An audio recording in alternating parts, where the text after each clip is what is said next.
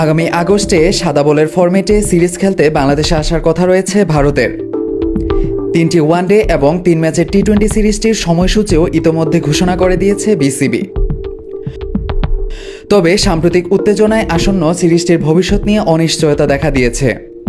এক প্রতিবেদনে এমনটাই জানিয়েছে ভারতীয় গণমাধ্যম টাইমস অফ ইন্ডিয়া।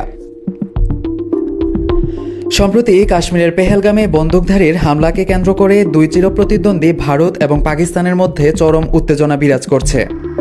যে কোনো মুহূর্তে যুদ্ধ শুরু হয়ে যেতে পারে বলেও আশঙ্কা প্রকাশ করেছেন অনেকে। প্রতিবেশী বাংলাদেশের সঙ্গেও বেশ কয়েক মাস ধরেই শীতল সম্পর্ক চলছে ভারতের।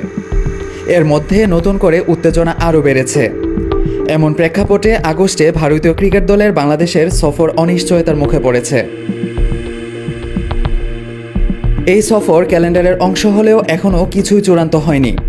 বর্তমান পরিস্থিতির কারণে ভারতীয় দল যে বাংলাদেশ ওয়ানডে এবং টি-20 সিরিজ খেলতে যাচ্ছে না সে সম্ভাবনাই বেশি, সূত্রের বরাত দিয়ে বলেছে টাইমস অফ ইন্ডিয়া। এ বিষয়ে বিসিবির cricket operations chairman Nazmul Abedin Fahim বলেন, অফিসিয়ালি আমরা এখনও কিছু জানি না। আমাদের প্ল্যান যেভাবে ছিল সেভাবেই আছে। আমরা আশা করছি ঠিক সময়ে সিরিজটি হবে। সিরিজটি খেলতে আগামী 13ই আগস্ট ঢাকায় আসার কথা ছিল ভারতীয় দলের। এছাড়া 17ই আগস্ট মিরপুর শেরেবাংলা স্টেডিয়ামে প্রথম ওয়ানডে অনুষ্ঠিত হওয়ার কথা ছিল। ঢাকা ছাড়াও চট্টগ্রামেও হওয়ার কথা ছিল ম্যাচ। শুধু আসন্ন বাংলাদেশ সিরিজই নয়, চলতি বছর অনুষ্ঠিতব্য এশিয়া কাপের ভবিষ্যৎ নিয়েও অনিশ্চয়তা তৈরি হয়েছে, যদিও এখনও ভারতীয় বোর্ডের আনুষ্ঠানিক কোনো বক্তব্য পাওয়া যায়নি।